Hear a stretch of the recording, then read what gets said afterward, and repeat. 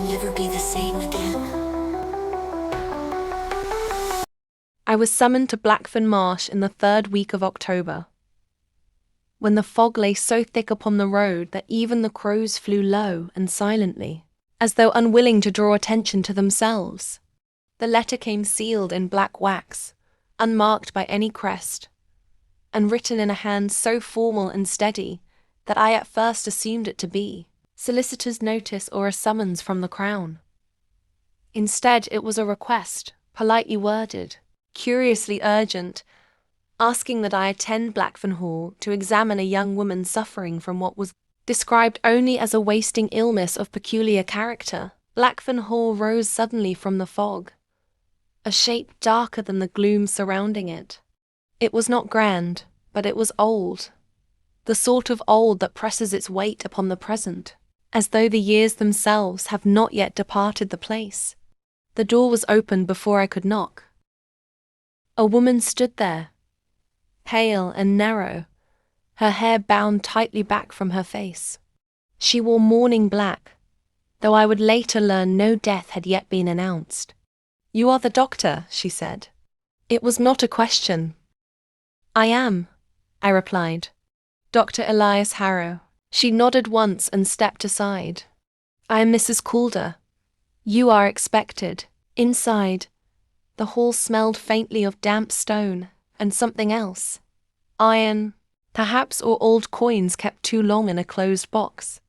No fire burned in the grate, though the air was cold enough to mist my breath.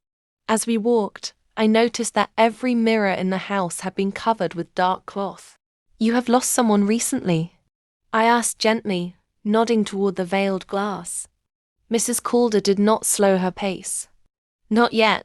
I was led upstairs to a chamber at the far end of the corridor. The door had been reinforced with an additional bolt, newly fitted, its metal bright against the aged wood. Inside lay my patient. Miss Eleanor Calder was perhaps 20 years of age.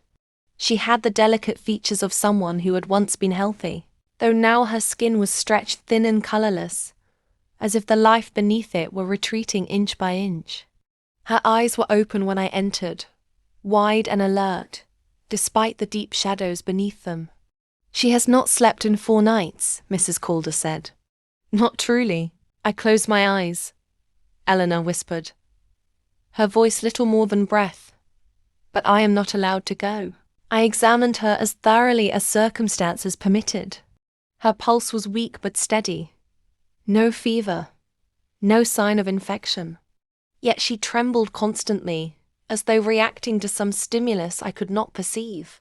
"Do you experience dreams?" I asked. She shook her head.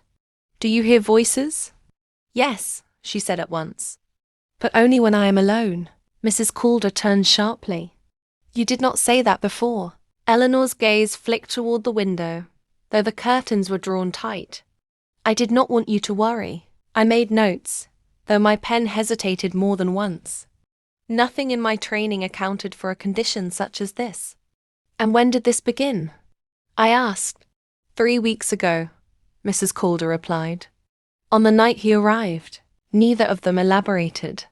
I was given a guest chamber and informed I would remain until Eleanor either recovered or worsened. That night, I slept poorly, troubled by dreams of standing water and pale shapes moving beneath its surface. I awoke shortly before dawn to the sound of footsteps outside my door. Soft, unhurried, passing and then returning. I opened the door. The corridor was empty, lit only by a single lamp at its far end. Yet I was certain I had not imagined the sound. As I stood listening, a door farther down the hall opened with a careful, almost reverent creak. Eleanor's chamber. I moved without conscious thought, my hand closing around the small crucifix I carried more from habit than conviction. The door to her room stood ajar. Inside, the air was colder than the hall beyond, though no window was open. Eleanor lay rigid in her bed, her eyes wide, fixed upon the space beside her. And there, seated in the chair I had occupied earlier that evening, was a man. He was tall and spare, dressed in a manner several decades out of fashion. His hair was dark and swept back from a high, severe brow. His face was pale, not sickly, but bloodless, as marble is bloodless. He smiled when he saw me. "Doctor," he said softly, "you are awake." I could not speak. "I had hoped," he continued, "to avoid your notice. But then, you are here to observe. Are you not? Who are you?" I managed to say. He inclined his head slightly. "A guest." "As you are." Eleanor's breath came in short, shallow gasps. "You should leave," I said, though the words felt feeble even as I spoke them.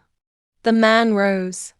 He moved with a smoothness that was deeply unnatural. Not swift, but uninterrupted, as though no joint or muscle resisted him. "Soon," he said. "But not yet." He turned to Eleanor, his expression almost tender. "You have done well tonight," he murmured. "You did not sleep." Her eyes filled with tears.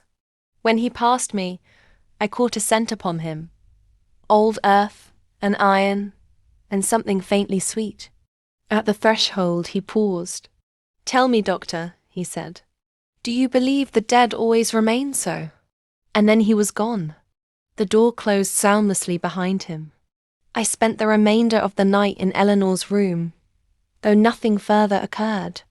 At dawn, Mrs. Calder arrived, her face drawn with dread. "You saw him," she said. "Yes." She sank into the chair he had vacated. "Then it is begun." "What is begun?" I asked. She hesitated, then spoke as one reciting a confession long rehearsed. "He comes from the marsh," she said. "From the old house beneath the water. He was born to this land before it was named. And he does not forgive abandonment." I thought of the covered mirrors, the reinforced door, Eleanor's sleepless terror. "You invited him," I said. Mrs. Calder met my gaze. "My husband did," she said. "And now he is dead." That was when I noticed the mark upon Eleanor's throat. 2 small punctures, no larger than pinpricks. I did not yet understand their meaning. Yet soon I would. If you enjoyed tonight's tale, remember to like, subscribe, and share it with someone who loves a good scare.